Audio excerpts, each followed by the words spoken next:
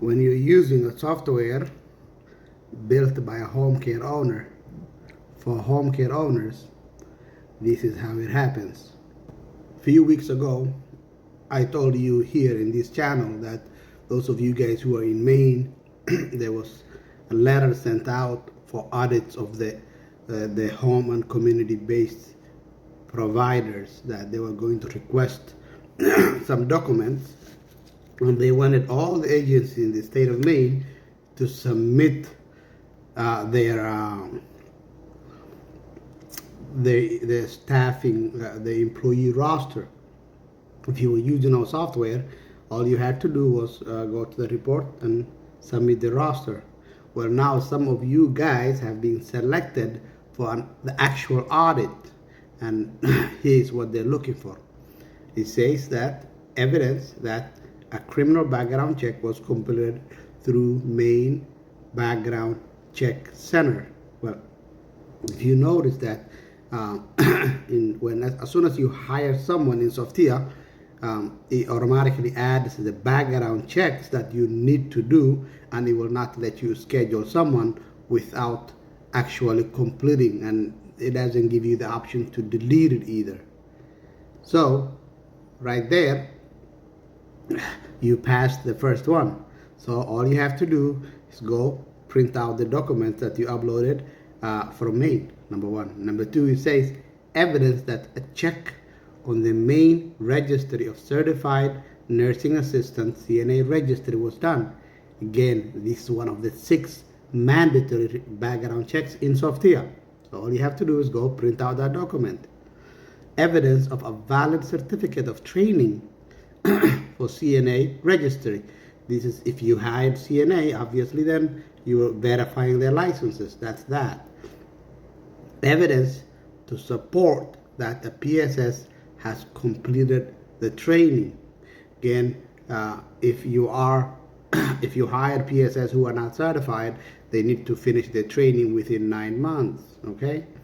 Evidence that the newly hired PSSs who are not yet certified completed an 8-hour agency orientation. If you go into the onboarding of Softiya, it has more than 8 hours of orientations, videos that people watch there. It has in-services. It has reading materials, policy and procedures, company documents. It has a lot of things that for if you wanted to go on a Zoom meeting with someone and watch them do it and pay the orientation, which you should, the whole information is there. Orientation is in the background, in the in the onboarding section of Softiya. So that if you were doing that, then all you have to do is print out the signed document that they did the orientation for you. Okay. Then it says document evidence that a supervisor, as a PSS on-site supervisor in the member of residence was completed during the initial visit. That's your admission forms, right? If you sent your supervisor to go do the admission and they completed the admission forms in Softiya, indicating that admission has taken place, then you print that one out and that's what you're going to provide. Okay. Then every 6 months of supervisory. If you look at the patient profile in Softiya, it says supervisory. You should have it there. Now you're actually required to schedule a supervisory in order for you to save your plan of care. It kind of forces you into it. This is just a fairly new thing, I think 2 weeks now. So if you have not been doing that, supervisory visits, now you'll be required to schedule one and do it. Okay? But then it says send a copy of your current policy and procedure manual. So that's what it is. So having the software, when agency providers get an audit, they shit on themselves. You don't have to. Relax, lay back, print out the documents. Don't trust your manager to do it for you. Just do it yourself and go email it back. It says right here, email it to them.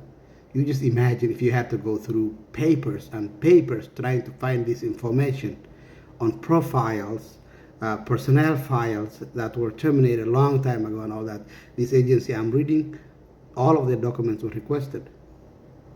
So if you are one of those people who have been requested for an audit files, go to Softiya, and you're using our software, go to Softiya and print it out and move on with your life. Wish you luck.